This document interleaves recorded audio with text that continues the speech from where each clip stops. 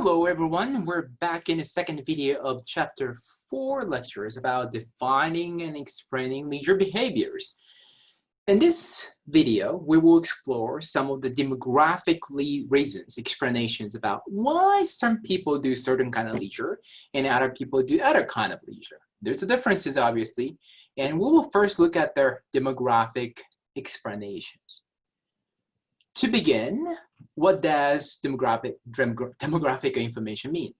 It basically means information based on our social characteristics and social groups, such as age, gender, race, ethnicity, income, residential location, disabilities, the variability of transformation, health, education, home ownership, employment, and so on. There's a lot of characteristics that are potentially relevant to leisure behaviors and choices.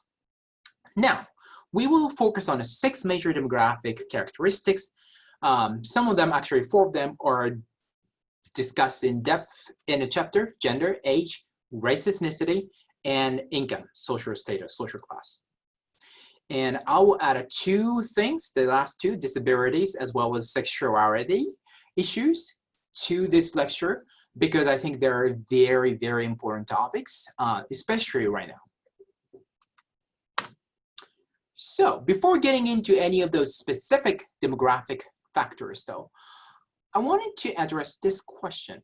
How important are those demographic factors overall in terms of explaining our leisure choices and behaviors? Because you may assume, I mean, Shin, this is 21st century, it's a 2020, and it doesn't really matter if you're, for example, man or woman, older or young, or, those things don't really matter. Like, we have so much resources, we have so much freedom, so you can do whatever you want in terms of leisure. I've done some study and research on that, as well as, for example, this paper. We looked at how much of leisure time physical activity level, so differences. Maybe you're a very active person, I'm not. Okay, how much of the differences, that difference will be explained by sociodemographic characteristics, right? And the data we used was, sorry, not Canadian, but US American. But it was about 8%.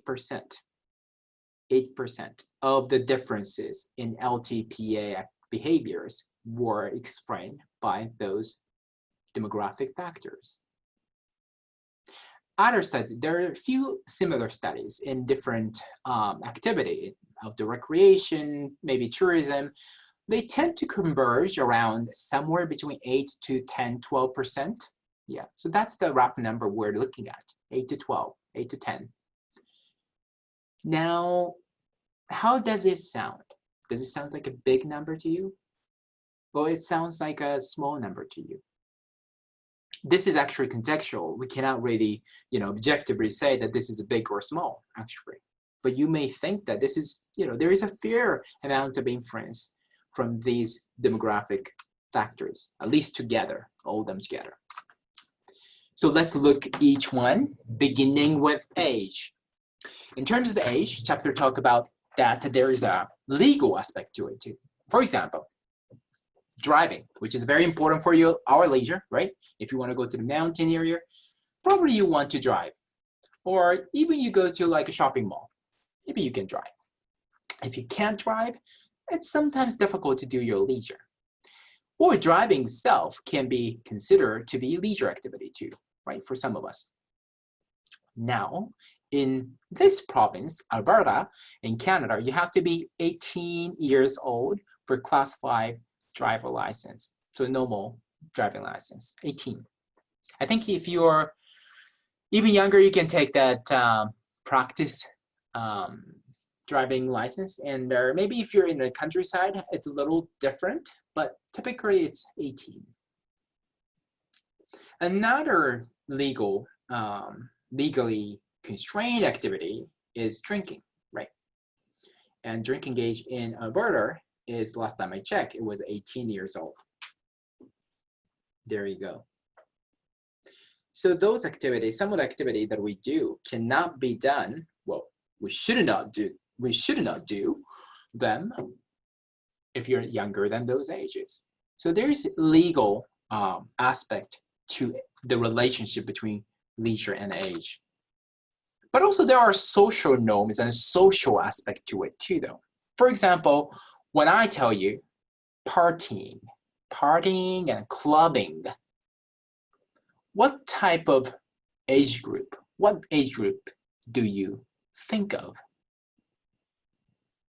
Are they old? Are they middle-aged? I don't really think so. Maybe younger generation. You know, partying considered to be one of the things that, for example, college students tend to do, right?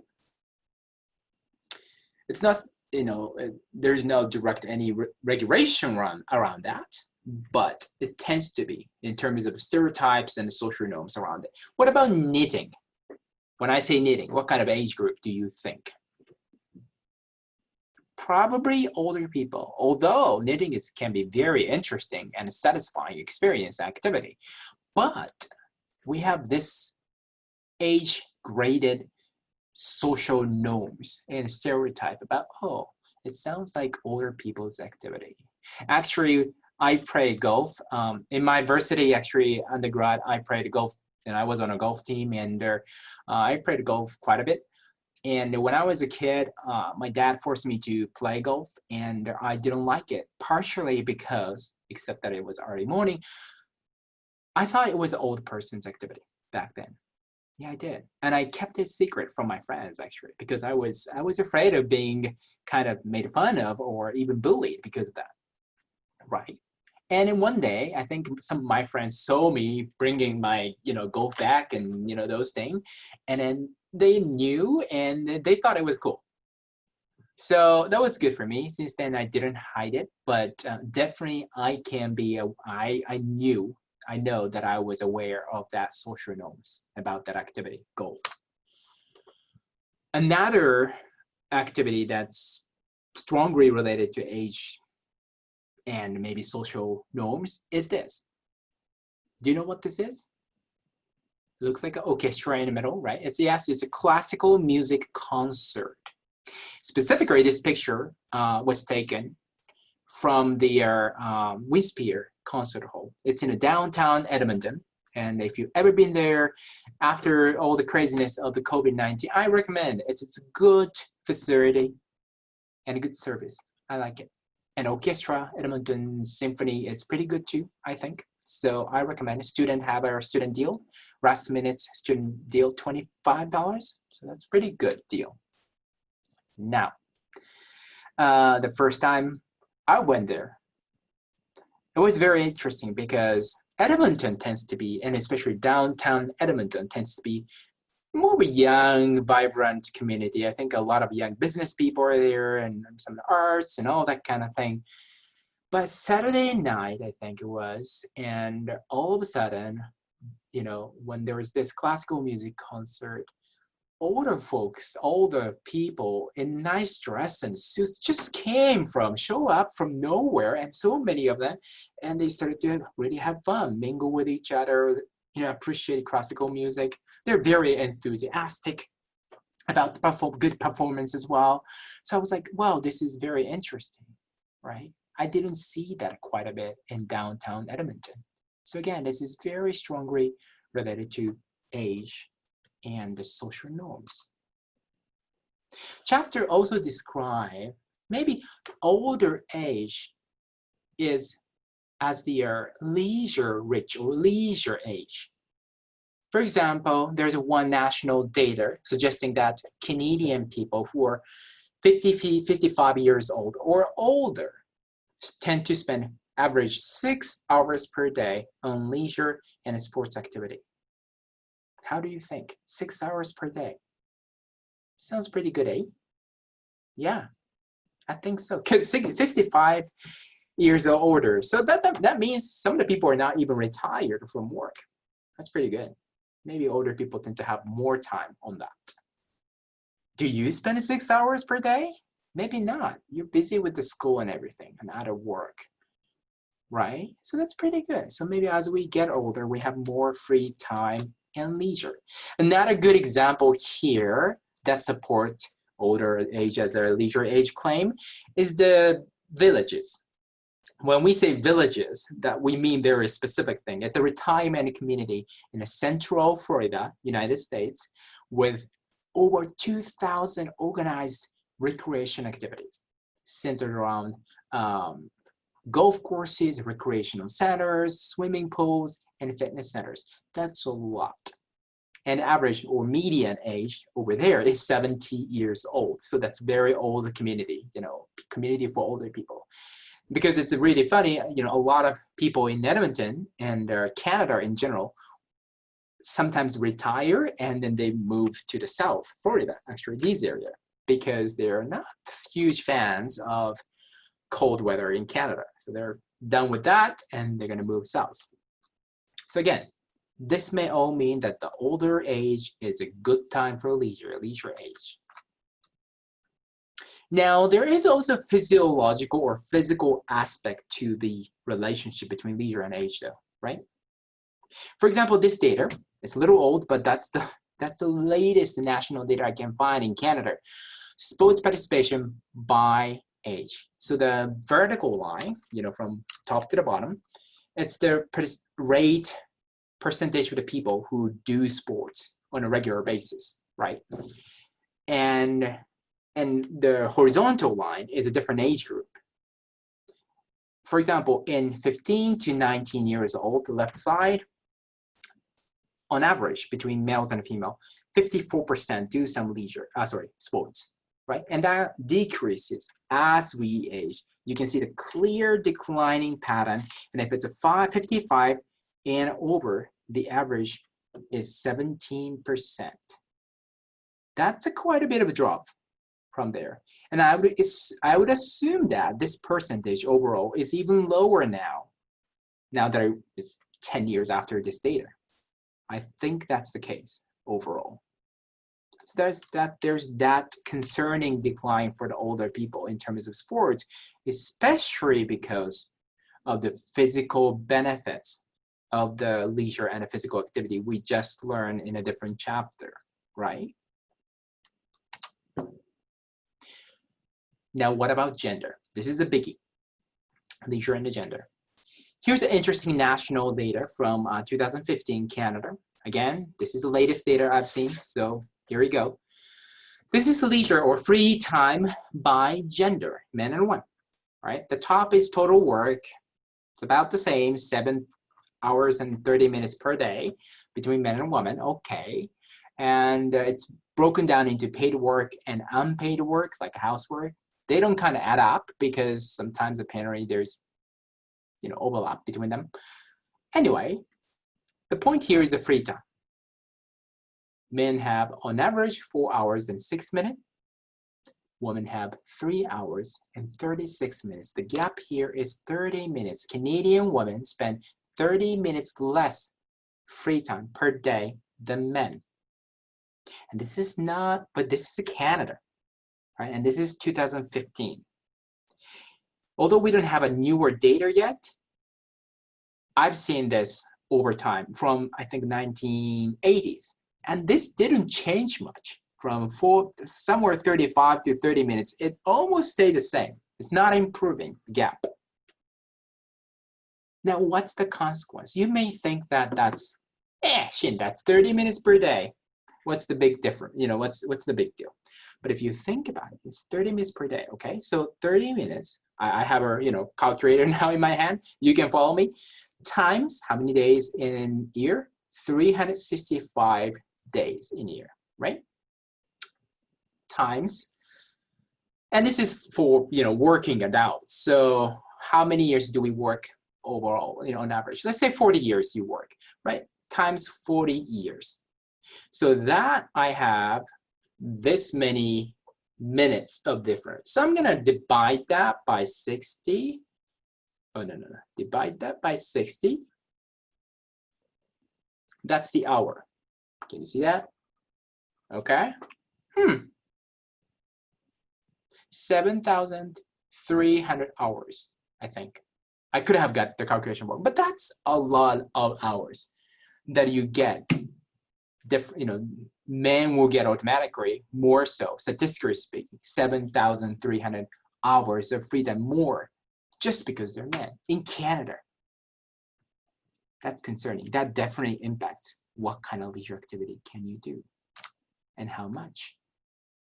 Another concerning statistics, and again, it's a Canadian data from national study, is this. About 20% of women in Canada performed housework and or caregiving, like children, for example, at the same time as the leisure activity in 2015, compared with 6% of men. So far more women did this quote-unquote multitasking between work and leisure. Like this, there's a YouTube video, series of YouTube video about how to exercise while cleaning, housework. And it's featuring so many different women. And I go like, wait, like men clean too? Men should clean too? Why not? Anyway, but the question that I want to ask you is this. What are the implications of this doing multitasking between leisure and not leisure for women's leisure mostly? Yeah, some men do, but more so for women. What's the consequence of that? For example, my mom, now that I think back, I remember my mother was doing this too. Of course, she's not Canadian, she is Japanese. And she would do, for example, ironing and laundry folding while she was watching her favorite TV show on a TV. In the meantime, she also cooked some stew or something like that. So there's a fire going on. So what's going on? I mean, that was great. I mean, I don't know how she did that now that I do all that kind of stuff. Now, but what about the quality of those leisure? Because she would have to think about, okay, she cannot burn the stuff, right? The stew or whatever. And she cannot burn herself with the iron. So you got to be careful, right? And enjoy the TV. That's pretty tough. That's pretty tough. Maybe the quality of leisure, she wasn't able to focus on the leisure as much as she wanted. Maybe the quality wasn't good. Maybe it wasn't as satisfying as it could be. So that could be the implication, that could be the consequence, and that's problematic in terms of leisure and happiness. What about leisure activities by gender? Well, this is an easy one, almost stereotypical. Again, as a national data from Canada 2015, women in Canada tend to do these activities slightly more, to an extent more. Reading, listening, a little more artistic, expressive activity. Socializing, arts and hobbies. Kind of correspond to the very traditional gender norms, I guess. On the contrary, men tend to do more active sports as well as technology use for their leisure. Slightly more, yes. Again, that's also, supporting the traditional gender norm still. It's not a big difference, but you see the pattern still. Kind of zooming into the physical activity, which is we learned that in a different chapter, the children and youth in Canada do not meet physical activity guidelines so much, right? Now we get into the gender difference here. So this graph shows the percentage of the children who meet the physical activity guideline. Okay, so the higher the better, the taller the better graph is, right? And then basically this three groups. The left side is a total group, kids from 5 to 17 years old. The other one is just the subcategories. So look at the left side, the total. As a total group, 5 to 17 years old, about 13% of the kids meet the physical activity guideline back in the time, right? About 2010. Now, no, sorry, that was boys. Okay, so this is confusing, and I like it because red here doesn't mean actually girls. Red here is boy, which is nice, and green is girl, and blue is boy. So the average 9%, sorry. Now girls green, they meet about only 6%. 6% of them meet the guideline. And 13% of men, boys, so twice more, meet their guideline. Although overall we're not meeting well, so we need more physical activity, but this gender gap is concerning, specifically given that, you know, how much of developmental benefits we can get out of physical activity. Now, toward the end, lastly, I want to talk about two critical information that this edition of chapter added, which I welcome. I think very important. The first issue is that the chapter talk about basically what we call intersectionality, how gender and other demographic factors kind of work together, interact with each other, and impact our leisure. For example, you know, being women, female, and having a low socioeconomic status, less money, and being a racial minority. If you have those minority categories together, the negative impact can be potentially magnified, bigger. That's what the chapter suggests. And think about it. What does, for example, you know, leisure mean for a single parent woman, let's say, in poverty, because single parents tend not to take a lot of money, you know, make a lot of money to get it because you don't have two people, who identifies as a racial minority. I don't have an answer for this because we haven't closely looked at the intersectionality so much over the past 10 years or so. We started to get interested in this, but we haven't dig enough to have an answer for this type of question. But it's obviously very important question. Intersectionality is important. Another important piece of information that chapter added is this: gender non-binary. Where the textbook used the word fluidity, which could mean different things related to each other, but I think non-binary is more general category and general concept that can help us understand things. So what do we mean by that, gender non-binary? It is about not conforming to, so not subscribing to traditional ideas of masculinity and femininity, right? Masculine means, for example, you know, you have to be strong and emotional, you have to suppress your feelings. Not about that. And also not closely aligning your biological sex with, gender expression with your biological sex, right? The fact that you were born into a male body doesn't mean that you have to be, for example, a masculine, you know, whatever that means. You don't have to do that. And you can potentially express yourself in a more free way without considering the traditional gender norms. One of the most famous example, maybe Lady Gaga. And Lady Gaga does this thing called a drag, D-R-A-G, drag. And she's, well, biologically, she's female, but she has this drag king persona. I think his name is Paul, is that it? The left side of the picture. And she does actually incorporates that into her performances, musical performances as well sometimes.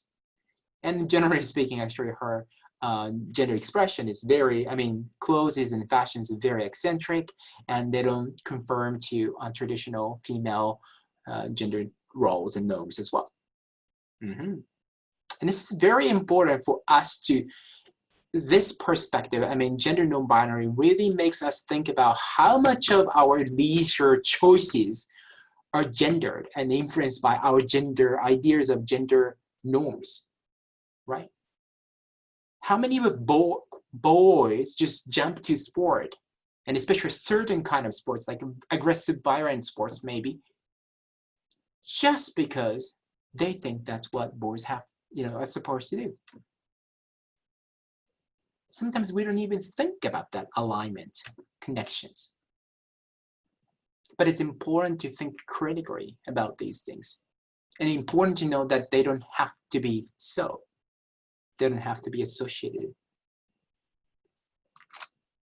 Okay, I think this is the end of chapter video 2, and I'll see you in video 3.